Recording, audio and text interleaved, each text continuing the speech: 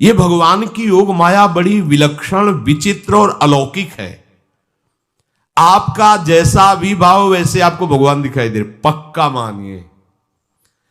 आप स्त्री भाव से देख रहे हैं तो भगवान आपको स्त्री रूप में आपके पास है, पुत्र भाव से पुत्र रूप में आप जान नहीं पा रहे, वही है, दूसरा नहीं है। हजारों बार बता चुके हैं कि ना मानने और ना जानने पर भी आपके हृदय में सत्ता उन्हीं की है।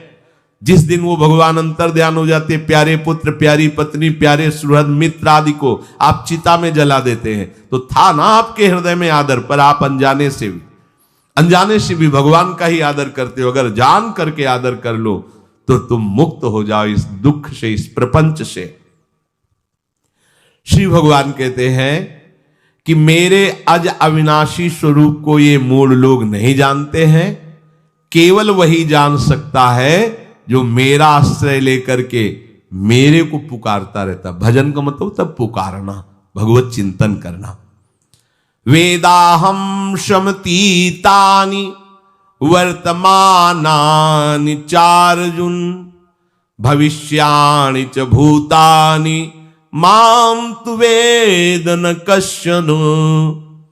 हे अर्जुन, जो प्राणी भूतकाल में हो चुके हैं तथा जो वर्तमान में है और जो भविष्य में है, उन सब प्राणियों को मैं जान रहा हूं।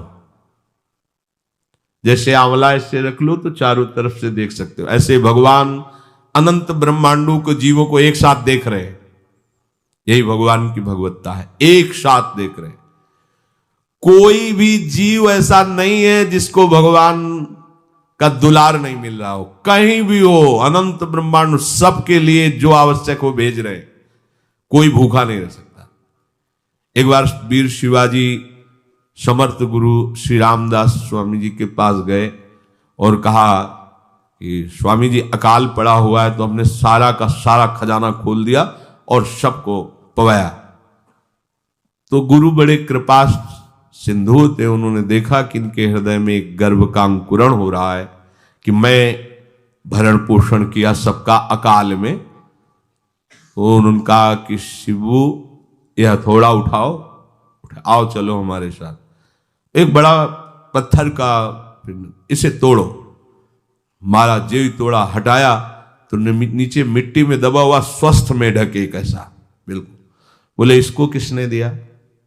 देखो ना कितना स्वस्थ है, पुष्ट है, इसको कौन आहार दे रहा है, इसको कौन प्राण पोषण कर रहा है? बोले भगवान। तो बोले तुम कैसे दाता बन गए?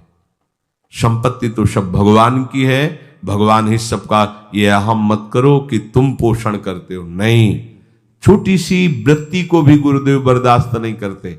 जो गुरु शरणागत होता है वो उनकी बात समझता है, अन्यथा वो अपनी मनमानी वृत्ति को ही आदर देता है, गुरु की आज्ञा वृत्ति को नहीं देता। छोटा सा भी अभिमान का कण अपने जनों में गुरुदेव को बर्दाश्त नहीं होगा, क्योंकि यही भगवत प्राप्ति में बाधा बन जाएगा। कितने जीव चराचर जगत में देखो हमारे भगवान की भगवत्ता, सबको देख रहे हैं, सबको व्यवस्था दे रहे हैं, सब कुछ देख रहे हैं। 3 प्रकार की लीला हो रही, कहीं पालन लीला, कहीं सृजन लीला, कहीं विनाश लीला, उन्हीं के द्वारा हो रही, वही देख रहे हैं, वही कर रहे हैं। अगर ये बात तुम्हारी समझ में आ जाए तो अभी भगवान की शरण हो जाओ, पर अहम के कारण ये बात समझ में नहीं आती। जो भूतकाल में हो चुके हैं, वर्तमान में हैं, जो भविष्य में होंगे, सबका प्रभु वर्तमान की तरह देख रहे हैं, दर्शन कर रहे हैं। परंतु मुझे मेरे भक्त के सिवा कोई नहीं जानता है। भक्त के सिवा कश्यन, कोई भक्त बिरला, वही केवल भगवान को भगवान सबको देख रहे हैं, भगवान की दृष्टि सब पे है। अगर ये बात आपकी समझ में आ जाए तो अभी आनंद आने लगेगा। मैं भगवान की दृष्टि में हूं, बस आज हमें सत्संग से बात मिली कि मैं भगवान की दृष्टि में हूं, मुझे वो देख रहे हैं, बढ़िया बन गया। अब आप पाप कैसे करोगे? क्योंकि भगवान की दृष्टि में भगवान आपको देख रहे हैं। डरो, किसी गवाही की जरूरत नहीं, वो देख रहे हैं। तो आप भय क्यों कर रहे हो? आपको भगवान देख रहे हैं, आपको डरना नहीं। फिर आप कामना क्यों कर रहे हो? भगवान आपको देख रहे हैं, जो चाहिए उस समय से दे देंगे, आप निश्चिंत रहिए। अगर आप अहम करोगे तो दुख भोगोगे, आश्रित रहोगे तो सब अपने आप निर्वाह हो जाएगा। एक आदमी ट्रेन के डिब्बे में बैठे ऐसे ऐसे दौड़ रहा था। एक ने पूछा भाई क्यों दौड़ रहे? बोले अमुक स्टेशन जाना है। तू बैठ जा, गाड़ी चल रही है, ट्रेन चल रही, तू बैठ जा। ऐसे ही त्रिगुणात्मिका माया की ट्रेन चल रही, पूरे विश्व का विश्वंबर भरण पोषण कर रहे हैं, तू तो बैठ जा भगवद आश्रय लेकर के, तू काहे को दौड़ा घूम रहा है? लेकिन ये अहंकार के कारण भटकता रहता है। भूत, वर्तमान और भविष्य काल, ये 3 विशेषण देकर भगवान कह रहे हैं कि मैं सबको देखता रहता हूं, जो हो गए, जो हैं, जो होंगे। भूत के प्राणी, भविष्य के प्राणी अथवा वर्तमान के प्राणी सभी भगवान की दृष्टि में वर्तमान की तरह ही हैं। ये भूत, भविष्य, वर्तमान काल केवल हम लोगों की दृष्टि में भेद है, भगवान की दृष्टि में नहीं। हो चुका, होगा, हो रहा है। भगवान की दृष्टि में सब हो रहा है, पीछे का भी, अब का भी, सब सामने चल रही सीन। हमारे हृदय में विश्वास हो जाए प्रभु हमें देख रहे हैं। अभी तो हमें ये नहीं पता कि हम भजन कर रहे हैं, भगवान पता नहीं जान रहे हैं कि नहीं जान रहे हैं। अभी भक्ति में रंग आ जाए, अगर ये बात समझ में आ जाए कि प्रभु देख रहे हैं हमें। देखो, जब हमारे गुरुजन बैठकर सुनते हैं और जब गाने को अवसर मिलता है तो ज्यादा उत्साह होता है कि बैठे सुन रहे हैं। ऐसे ही अगर हम मान लें कि हमारे प्रभु सुन रहे हैं, हम जो भजन कर रहे हैं हमारे प्रभु देख रहे हैं, जो सेवा कर रहे हैं भगवान हमारे स्वीकार करें, प्रियालाल स्वीकार कर, अभी भक्ति का रंग आ जाए, ये बात हमारे हृदय में बैठ जाए कि मैं हर समय प्रभु की दृष्टि में हूं, हर समय मैं अपने आराध्य देव की दृष्टि में हूं, कितना आनंद आएगा। अंदर से सोचो जरा, हर समय वो हमें देख रहे हैं और वो कह रहे हैं मैं देख रहा हूं। पीछे जो तुम किए वो देख रहे हैं वर्तमान की तरह, अभी जो वो तुम देख रहे हैं, आगे जो करोगे वो भी देख रहे हैं। वो पहले से उनको सब पता है, तुम ऐसे ऐसे चलोगे, ऐसे ऐसे कार्य करोगे। भगवान की दृष्टि में सब कुछ वर्तमान ही रहता है। संपूर्ण प्राणी काल के अंतर्गत है और प्रभु श्री हरि कालातीत है। देश, काल, वस्तु, व्यक्ति, घटना, परिस्थिति ये बदलते रहते हैं, पर प्रभु श्री हरि वैसे के वैसे ही रहते हैं। काल के अंतर्गत प्राणियों का ज्ञान एक सीमित है। अब इस दीवार के पीछे कौन खड़ा है, क्या कर रहा है पता नहीं, पर भगवान की दृष्टि में नहीं। भगवान की दृष्टि में सुमेरु पर्वत पर क्या हो रहा है, जहां किसी की दृष्टि, वहां भी उनको। ब्रह्मलोक में ब्रह्मा क्या कर रहे हैं, बैठे बैठे सब। इसलिए कितने महान ईश्वर हैं। एक छोटी सी भी चींटी को दाना मिला कि नहीं, उनको चिंता है। देखो, आप छोटे से 2-4 लोगों का भार लेकर के चिंतित हो रहे हो, अनंत ब्रह्मांडों के अनंत जीवों का भरण पोषण प्रभु हमारे कर रहे हैं और निश्चिंत हैं। अचिंत शक्तियां भगवान की, तो आप भी तो उनके बच्चे हो ना। ये सब कहने का मतलब है आप भी तो उन्हीं के अंश हो ना। 2-4 की चिंता में इतने तुम बावरे हो रहे हो, डिप्रेशन में पहुंच रहे हो, 2-4 कामनाओं के पीछे इतने। अनंत ब्रह्मांड तुम्हारा जो अंशी है, अनंत ब्रह्मांडों के अनंत जीवों का अनंत काल से भरण पोषण करता चला आ रहा है। कहीं भी किसी के साथ कुछ भी गलत नहीं हो सकता। जैसे कहते हैं कि क्या गलत हुआ, देखो ना अभी तो बच्चा था, ऐसा ऐसा हो गया, तो तुम्हारी दृष्टि में बच्चा है, पीछे तो बहुत पुराना है ना, जो कर्म करके आया उसका फल। कहीं भी गलत किसी के साथ नहीं होता, ध्यान रखना। जहां कुछ होता है, अभी हमने देखा मानो कि ये तो बहुत गंदा है, तो सीधे जा रहा था, ये आदमियों ने मिलकर इसे पीटा, अभी सीधा चल रहा, पीछा टेढ़ा चल के आया है, और जिनको पीटा है वही आके इसे पीट रहे हैं। अब हम वर्तमान को तो देख रहे हैं ना, पीछे की बात तो देख नहीं रहे ना, और भगवान पीछे की देख रहे हैं कि इसने पीछे बहुत ऐसा गलत किया, उसका हिसाब इसको मिल रहा है, इसलिए चुपचाप देखते रहते हैं। ध्यान रखना, इतना भी गलत नहीं हो सकता इस सृष्टि में। वो कैसे गलत नहीं हो रहा, अभी तो नवयुवक था, उसने कुछ ऐसा किया ही नहीं, अभी तो नई अवस्था थी, अभी तुम्हें दिखाई दे रहा है 15 वर्ष का है, लेकिन भगवान देख रहे हैं मेरा पुरातन अंश है, किस जन्म से क्या क्या करते चला आ रहा है। ये ज्ञान हो जाएगा तो किसी भी बात में आपको दुख नहीं पहुंचेगा, विक्षेप नहीं पहुंचेगा। नहीं, बड़े बड़े विक्षिप्त हो जाते। एक गौतमी नाम की महान तपस्विनी थी, महाभारत में कथा आती है, उसका एक ही पुत्र था और उसको सांप ने काट लिया। तो वहां की कुल भील उठा के लाए और कहा, देवी मां ये देखो सांप ने तुम्हारे बेटे को काट लिया। तो उनका इतनी सामर्थ्य सांप की कैसे हो गई कि मेरे बेटे को काट लिया और मेरे से भय नहीं माना। आकर्षण वृत्ति जीव ही की सांप सामने आ गया, तूने क्यों काटा, मैं तुम्हें भस्म कर दूंगी। तो आपने कहा पहले हमारी प्रार्थना सुन लो। मेरे सर पर मृत्यु ने आकर के अपना शासन जमा लिया और कटवा दिया, मेरा कोई दोष नहीं। मृत्यु का आकर्षण किया, महान तपस्विनी भगवान व्यास देव जी ने ये लीला कथा गाई है। मृत्यु का आकर्षण किया, साक्षात मृत्यु सामने आ गई, थर थर कांपने लगी। गौतमी जी ने कहा मैं अपने तपस्या के बल से तुम्हें भस्म कर दूंगी। हमारे ऐसे निष्पाप बालक को तुमने सांप के द्वारा प्रेरित करके कटवाया। बोले मेरे ऊपर काल का शासन है, काल ने मुझे प्रेरित किया, मैंने सांप को प्रेरित किया, मेरा कोई दोष नहीं, ये काल का शासन। काल का आवाहन किया, काल उपस्थित हुआ। काल ने कहा कि मेरा इसमें कोई दोष नहीं, इस बालक के पूर्व जन्म के कर्म के द्वारा मैं प्रेरित हूं। इस बालक के कर्म से प्रेरित होकर मैंने मृत्यु को प्रेरणा की, मृत्यु ने सांप को प्रेरणा की और इसने डस लिया। अब आप बताओ किसका दोष है? शांत हो गई, क्योंकि इस बालक के ही तो कौन काहू के सुख दुख कर दाता, निजकृत कर्म भोग सुन भ्राता। कोई किसी के सुख दुख का हेतु नहीं है, अपने कर्म ही है जो हमको दुख सुख देते हैं। और ये भगवान देख रहे हैं। कोई जैसे आपको अभी मनुष्य शरीर मिला, स्वतंत्रता है, अब आप जो पापाचरण चाहो छूट है कर सकते हो, या जो पुण्य कर्म चाहो कर सकते, या भजन करना चाहो कर सकते हो। ये स्वतंत्रता केवल मनुष्य शरीर को दी गई है।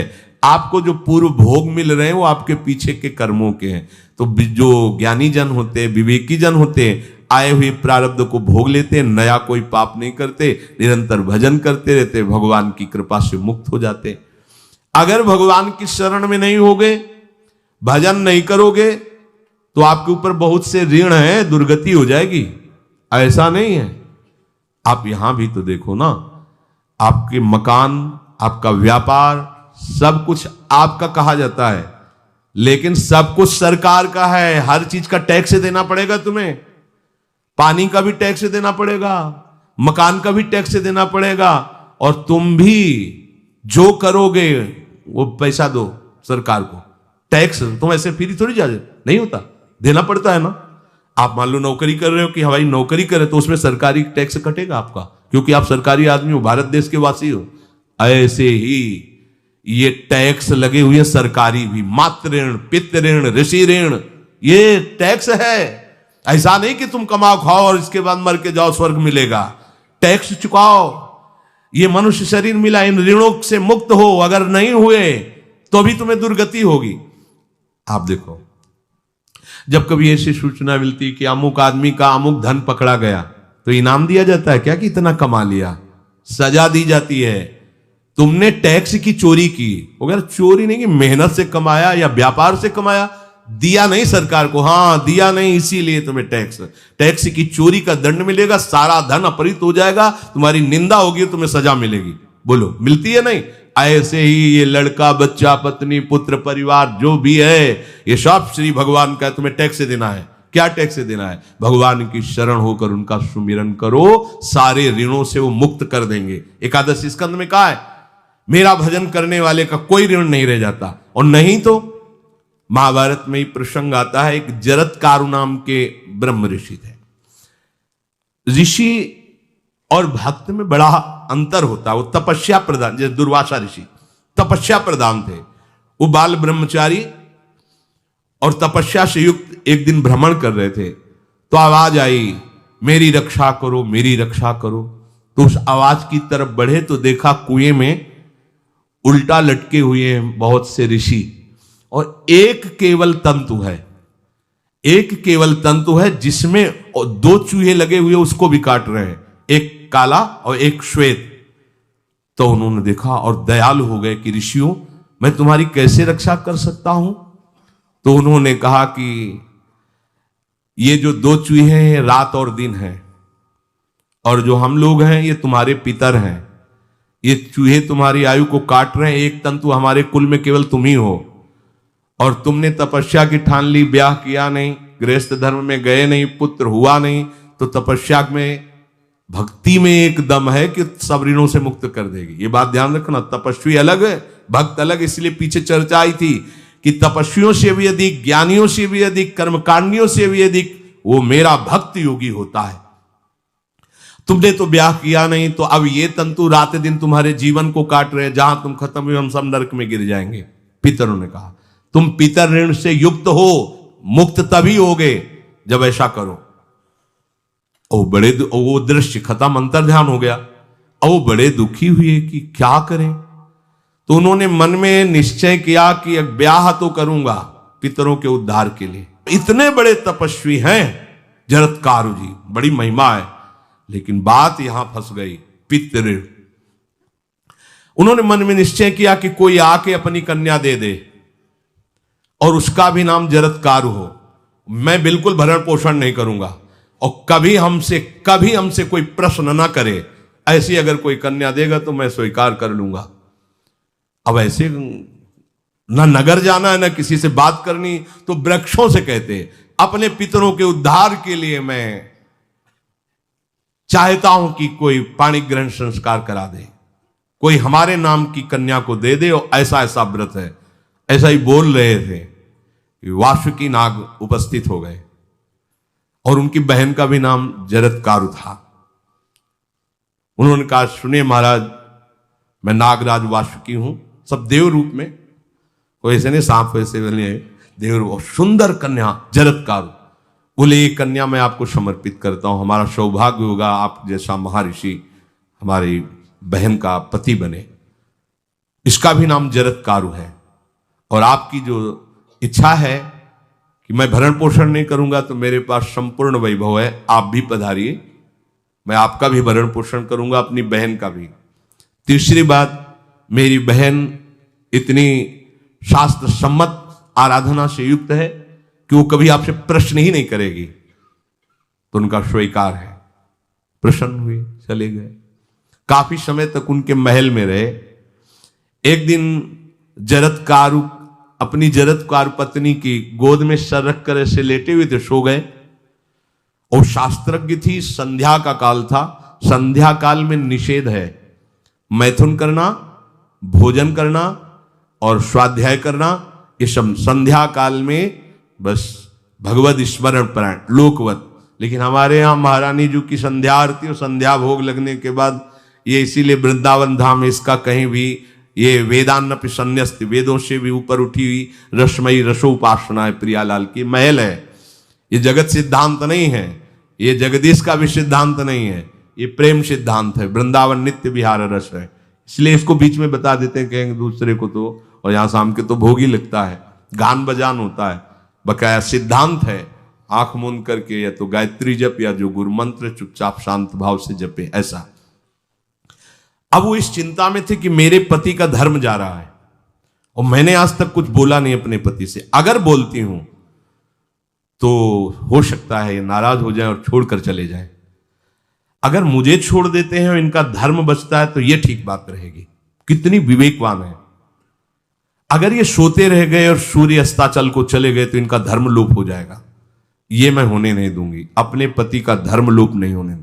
और वो उस समय भी केवल एक लंगोटी लगा के रहते थे, अस्थिमात्र हो रहे शरीर। वहां भी ऐसा नहीं कि दूल्हा बन करके सज, नहीं, वैसे ही केवल पितरों की तृप्ति के लिए उन्होंने बात स्वीकार की थी। उन्होंने कहा महाराज उठिए, संध्या का समय है, शास्त्र निषेध करता है इस समय सोना नहीं चाहिए, नहीं आपके धर्म का लोप हो जाएगा। महाराज उठिए, सूर्य अस्ताचल को बस पहुंचने ही वाले हैं, उठिए। उठे एकदम लाल आंख करते हुए, तुमने हमें टोका कैसे, तुमने हमसे प्रश्न कैसे कर दिया, मैं अभी तुम्हारा त्याग करता हूं। बोले स्वीकार है, आपके धर्म का लोप ना हो। कहीं सूर्य अस्ताचल को चले गए, आपने अर्घ नहीं दिया तो जीवन भर की आपकी उपासना में कलंक लग जाएगा कि आपने संध्या काल में शयन करते हुए सूर्य आराधना नहीं की, आपके धर्म का लोप हो जाए। बड़ा सूक्ष्म धर्म का विषय। तो उनका सूर्य की ताकत कैसे कि मैं सोता रहूं और वो अस्ताचल को चले जाए, ऐसे महात्मा थे। कहा सूर्य की ताकत कैसे, भगवान व्यास देव जी ने लिखा है, किसी कहानी की बात नहीं। सूर्य की सामर्थ्य कैसे कि मैं अर्घ ना दूं और अस्ताचल को चले जाएं, सूर्य तब तक रुके रहते जब तक मैं सोता रहता, पर तुमने टोक दिया, अब मैं चला। जब चले तो उन्होंने कहा हमारे गृहस्थ धर्म का जो फल होता है आपके पाणी ग्रहण स्वीकार का जो फल होता है उसको बिना दिए आप कैसे चले जा रहे हैं? तो उनका आस्ति वो है, चले गए। उसी से आस्तिक मुनि का प्रादुर्भाव हुआ और उन्होंने आगे बड़ा चरित्र है उनका, आस्ति, तो उसी से नाम रखा आस्तिक। आस्तिक उन्होंने जन्मेजय की यज्ञ को बंद किया। आप सोचो, एक पितर की तृप्ति के लिए उनको ये सब करना पड़ा। और श्री हरिशरणम और निरंतर भजन, तो मातृण, पितृण, देवऋण, ऋषि ऋण, सब ऋणों से उपासक मुक्त होकर के परम धाम को जाता है, एकमात्र भगवदास है। पर ये मूढ़ जन इस बात को नहीं जान पाते हैं। बिना कारण कृपा करने वाले प्रभु जीव को मनुष्य शरीर देते हैं। ये मनुष्य शरीर अंतिम शरीर है, अगर इसमें नहीं बना तो फिर चले जाओगे 84 लाख योनियों के चक्र में। इसी शरीर में अनंत जन्मों के संचित कर्म समुदाय का नाश करके भगवत प्राप्ति होती है या मोक्ष पद मिलता है। कौन सा प्राणी किस गति को जाएगा भगवान देखते हैं पर संकल्प नहीं करते, ध्यान रखना, क्योंकि आगे की भी देख रहे हैं, वो देख रहे हैं जो तुम कर रहे हो वैसे गति बनती चली जाएगी। भगवान संकल्प नहीं करते। भगवान तो एक बार संकल्प कर दिया, एको हम बहुश्यामा, उसी में बहुत रूपों में प्रकट हो गए। अब तुम्हें संकल्प करना है कि इस जन्म में मुझे भगवत प्राप्ति करनी है। जो संत शास्त्र सदगुरुदेव कह रहे हैं ऐसा करो ऐसा ना करो, यदि आप इस भावना को स्वीकार करके आराधना करेंगे तो निश्चित निश्चित भगवत प्राप्ति इसी जन्म में हो जाएगी। प्रभु केवल तुम्हें निमित्त बनाना चाहते हैं, कल्याण तो वही करेंगे। जैसे अर्जुन से कह रहे हैं भीष्म आदि द्रोण आदि मेरे द्वारा मारे जा चुके हैं, तुम केवल निमित्त मात्र भव सव्यसाचिन। ऐसे ही अय उपासक तू केवल निमित्त बन जा, जो शास्त्र सदगुरुदेव आज्ञा करते हैं वैसे ही तू चल दे अपने मन को मार के, केवल तू निमित्त बन जा। कल्याण या भगवत प्राप्ति या मोक्ष वो तो भगवत कृपा से होगी। पूरी उद्धार की सामग्री तेरे अंदर जागृत कर देंगे प्रभु, केवल तू निमित्त बन जा, मेरी कृपा तेरी सारी बात बना देगी। विश्वास करो, इस बात पर विश्वास करो। भगवान कह रहे हैं तुम निमित्त बन जाओ, जो आदेश कर रहे हैं वैसा पालन करो, काम तो सब मेरी कृपा कर देगी। जो ऐसे मनुष्य शरीर ऐसी कृपा प्राप्त होने पर भी भगवत प्राप्ति नहीं कर पाता, तो मयानुकूलेन नभस्वतेरितम पुमान भवाब्धिम न तरेत सा आत्महा। ऐसी मेरी कृपा का सहारा मिलने पर यदि वो भगवत प्राप्ति नहीं कर पाता तो बोले आत्महा है, वो आत्महत्यारा है, वो दुर्गति को प्राप्त होता है। मनुष्य के लिए खास बात है कि प्रभु ने कृपा करके तुम्हें जो सामर्थ्य दी है, जो समझ दी है, जो सामग्री दी है, उसका दुरुपयोग मत करो। केवल भगवत प्राप्ति के लिए चलो, केवल भगवत प्राप्ति के लिए। ये सबकी समझ में नहीं आएगा, बिल्कुल बात समझ ले। केवल भगवत प्राप्ति के, ये जो कहते हैं कि और हमारे धर्म कर, ये सब फसाव है। आप गृहस्थ बने रहो, आप व्यापारी बने रहो, पर आप लक्ष्य रखो कि मुझे इस जन्म में भगवत प्राप्ति करनी है। आपका लक्ष्य दृढ़ होगा तो नाम जप चलता रहेगा, संसार का कोई विकार आपको परास्त नहीं करेगा। अगर आपने ऐसा अटल निश्चय कर लिया तो तुम्हें जो भगवत सामर्थ्य मिली उसका तुम दुरुपयोग नहीं करोगे। देख लो, अपने लोग बहुत बड़ी गलती करते हैं, जो आध्यात्मिक ऊर्जा शक्ति उसको विषयों में दुरुपयोग करके नष्ट कर रहे हैं। कहते हैं अब हमारा मन नहीं लगता, अब हमारा बड़ा शांति है, घबराहट है। क्यों शांति है, क्यों घबराहट है? जब तक तुम धर्म विरुद्ध नहीं करोगे तो अशांति नहीं हो सकती, भय नहीं लग सकता, विषाद नहीं हो सकता, क्लेश नहीं हो सकता। लिख लो ये बात, किसी को भी कभी भी भय महसूस हो रहा है, अशांति महसूस हो रही, घबराहट महसूस हो रही, आप भगवत प्रदत्त शक्ति का दुरुपयोग कर रहे हैं, समय का दुरुपयोग कर रहे हैं, सामग्री का दुरुपयोग कर रहे हैं, अर्थात कोई न कोई अधर्म आचरण कर रहे हैं। अब भी आपको उपाय बता देते हैं। यदि तुम्हारा मन जलन पैदा कर रहा है तो भगवान से हाथ जोड़कर कहो कि हे नाथ, मेरे से अब तक जो गलतियां हुई हैं उन्हें क्षमा कर दो। आगे मैं गलती नहीं करूंगा, आपके बल से, आपके बल से। ये भी ध्यान रखो, आपके बल से, अपने बल से नहीं, आपके बल से। हे नाथ ऐसा मुझे बल दो जिससे कभी मैं आपके और गुरुदेव के विपरीत न चलूं। अगर कोई हमसे गलती हो जाए तो मुझे तत्काल दंड दे देना, क्षमा मत करना। आगे ये बहुत बढ़िया बात है। अगर हमको क्षमा कर दिया जाएगा तो हमारे मन को उत्साह बढ़ जाएगा फिर गलती करने का। अगर दंड दे दिया जाए तो मन डर जाएगा। तो इसीलिए प्रार्थना में ये भी कहना चाहिए, पर हिम्मत नहीं पड़ेगी क्योंकि मन को बहुत दुलार करते हैं ना, कि प्रभु मेरे से जो गलती हुई उसे मुझे दंड दे दो, मैं क्षमा नहीं चाहता। क्योंकि हम देखते हैं जब हम क्षमा कर देते हैं तो उसका उत्साह बढ़ जाता है मन का और गलत करने का। प्रभु इसे क्षमा मत करो, इसे दंड दो। एक बार इसकी भरपूर बेइज्जती होनी चाहिए। जब इसको सब देखेंगे हाँ ये, तो अपने आप ही मन सही रास्ते में आ जाएगा। प्रभु आप क्षमा कर देते और बात गुप्त रहती है तो इसको बढ़ावा और मिल जाता है और पापाचरण कर, क्योंकि ये दुष्ट है ना। अगर साधु हो तो बचत हो जाए कि देखो प्रभु ने इस गलती को छुपा दिया और कोई जाना भी नहीं और क्षमा भी कर दिया, अब मैं आगे से बिल्कुल नहीं करूंगा। ये दुष्ट है ना, ये ऐसा नहीं करता।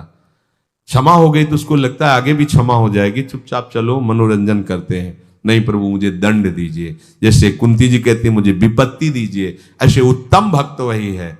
हे नाथ आज तक जो गलतियां हुई क्षमा कीजिए, आगे गलतियां नहीं होंगी, ये मैं आपके बल से कह रहा हूं।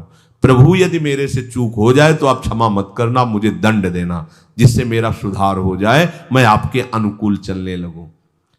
मनुष्य की असमर्थ दो तरह से होती है। एक असमर्थ कि वो कर ही नहीं सकता, जैसे किसी से कहा जाए कि तुम ये मकान उठा करके वहां रख दो तो कर ही नहीं सकता।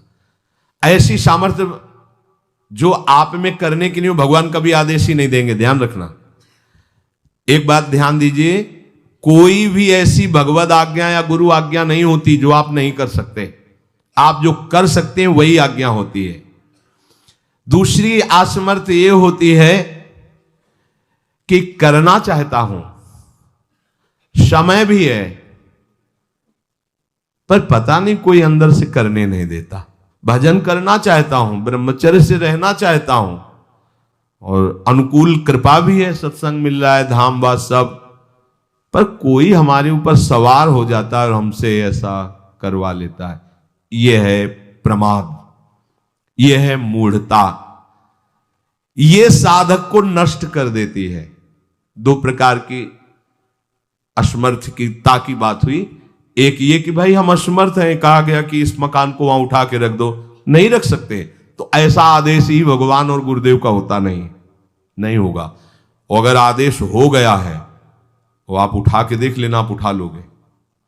अगर आपको यह ध्यान रहा कि गुरुदेव की आज्ञा है, हरि की आज्ञा है, हो जाएगा। हम कई बार आपको कहा है, अंगद को ऐसे मसल दें, ऐसे वीर थे रावण की सभा में, पर राम प्रताप सुमिरिपन रोपा। इस सभा में कोई बड़ा वीर हो, मेरा पैर उठा दे, राम जी सीता जी हार जाएंगे, वापस चले जाएंगे। ये बात थर्रा देने वाली बात है। घबरा आराध्य देव और माता जानकी दोनों को दांव में लगा दिया, उठा दे कोई पैर, पर उनको भरोसा था कि मैं राम के बल पे कह रहा हूं। राम बल आकर के विराजमान हो गया, कोई नहीं उठा पाया। आखिरी में रावण झुका, मेरे झुकने से, मेरे सामने झुकने से तेरी बात नहीं, तो जो बार बार जिनको मनुष्य कह रहा है उनके चरणों में जा, मैं उनका एक तुच्छ दास हूं। यदि आदेश हो जाए तो घूंसा से सबको मार करके तेरी पत्नियों को बंदी बनाकर और तुझे अभी राम जी के सामने डाल दूं। ये अंगद नहीं बोल रहे थे, ये राम प्रताप बोल रहा था।